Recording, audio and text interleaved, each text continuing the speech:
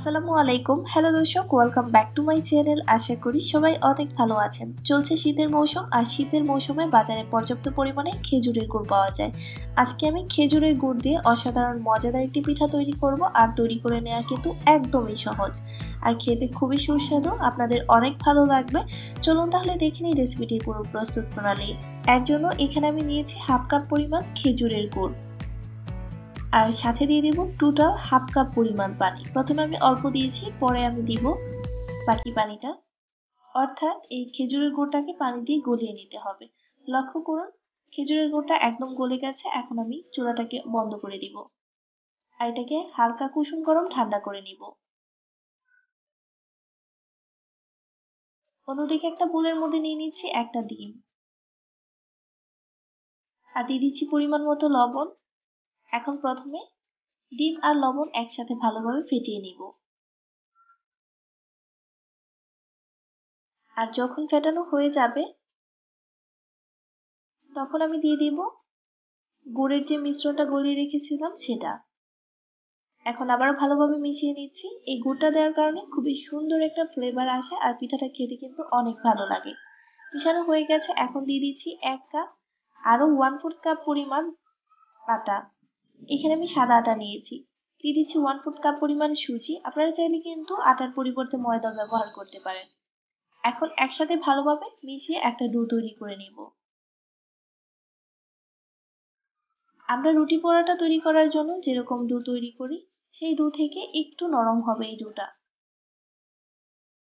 লক্ষ্য করুন, ডোটা তৈরি করে নিয়েছি, আর গুড় দেওয়ার কারণে কিন্তু এরকম একটা কালার হয়েছে। এখন এটাকে আবারও আমি খুবই ভালোভাবে ময়ান করে নেব।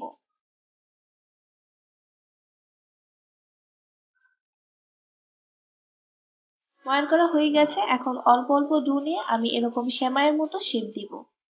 প্রথমে এটাকে গোল করে তারপর এইভাবে একটু লম্বাটে শেপ দিব। ঠিক এরকম ভাবে আমি সবগুলো তৈরি করে নিব। আর চেষ্টা করবেন প্রতিটা সমানভাবে তৈরি করতে, এতে দেখতে অনেক ভালো লাগে। প্রথমে এটাকে গোল বলের শেপ দিয়ে তারপর এটাকে এইভাবে লম্বাটে শেপ করে দিব। এইভাবে আমি সবগুলো তৈরি করে নিব।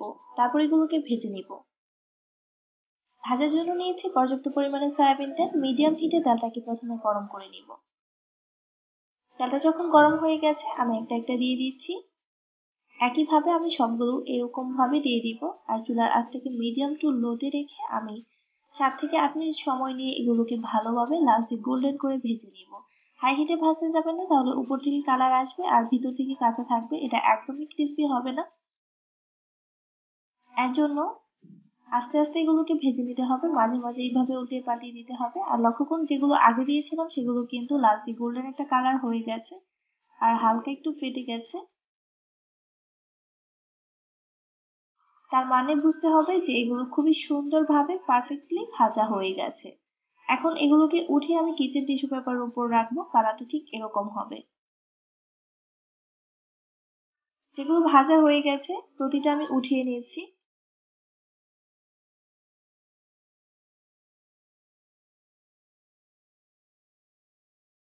একইভাবে আমি সবগুলো ভেজে নিয়েছি। আশা করি আমার আজকের এই পিঠার রেসিপিটা আপনাদের ভালো লেগেছে। ভালো লাগলে অবশ্যই বাসায় ট্রাই করবেন। আজকের মতো এখানে বিদায় নিচ্ছি। সবাই অনেক ভালো থাকবেন, সুস্থ এবং সুন্দর থাকবেন।